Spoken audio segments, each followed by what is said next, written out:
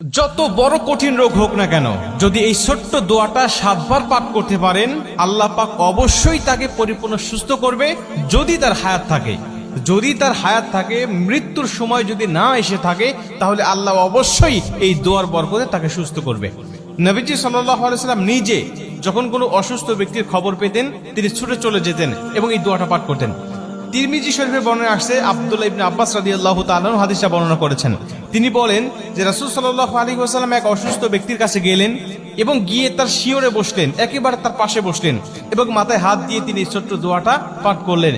এবং নবীজি আমাদেরকে উদ্দেশ্য করে ডাক দেয়া বলেন, শোনো, এই দোয়াটা যদি কোনো ব্যক্তির কাছে গিয়ে, যদি কোনো মুমূর্ষু ব্যক্তির কাছে গিয়ে, যদি কোনো অসুস্থ ব্যক্তির কাছে গিয়ে এই দোয়াটা তোমরা পাঠ করতে পারো, আর আল্লাহ যদি ওই সময় তার মৃত্যু না লিখে থাকে, তাহলে অবশ্যই আল্লাহ পাক এই দোয়ার বরকতে তাকে সুস্থ করবে, তাকে শেফায়ে আজেলা কামেলা দান করবে।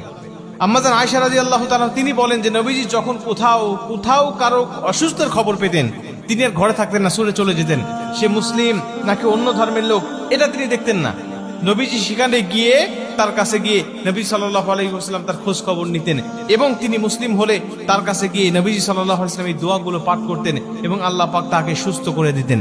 এই দোয়াটা পাঠ করার বরকতে আল্লাহ পাক তাকে সুস্থ করে দিতেন। দোয়াটি হলো ছোট্ট দোয়া, আসআলুল্লাহাল আযীম রব্বাল আরশিল আযীম আইয়াশফিয়াক।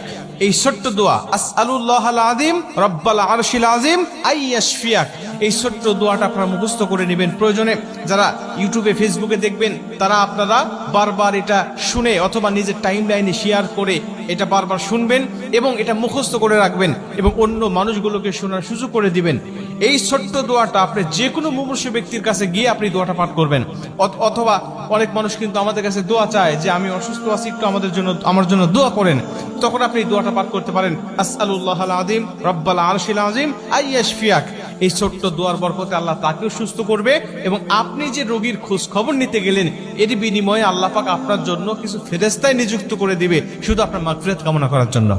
মুসলমান ভাইরানে আমার, নবীজি সাল্লাল্লাহু আলাইহি ওয়াসাল্লাম বলেন, যখন কোনো ব্যক্তি মুমূর্ষু ব্যক্তির খোঁজ খবর নেওয়ার জন্য যায়, যদি সকালবেলা যায়, আল্লাহ পাক তার জন্য একদল ফেরেশতা নিযুক্ত করে রেখে দেয়।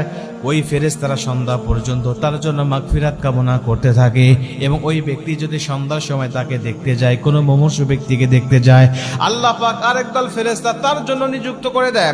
ফজর অবধি পর্যন্ত আল্লাহ রব্বুল আলামিনের কাছে ওই ফেরেশতারা ওই বান্দার জন্য আল্লাহ রব্বুল আলামিনের কাছে মাগফিরাত কামনা করতে থাকে।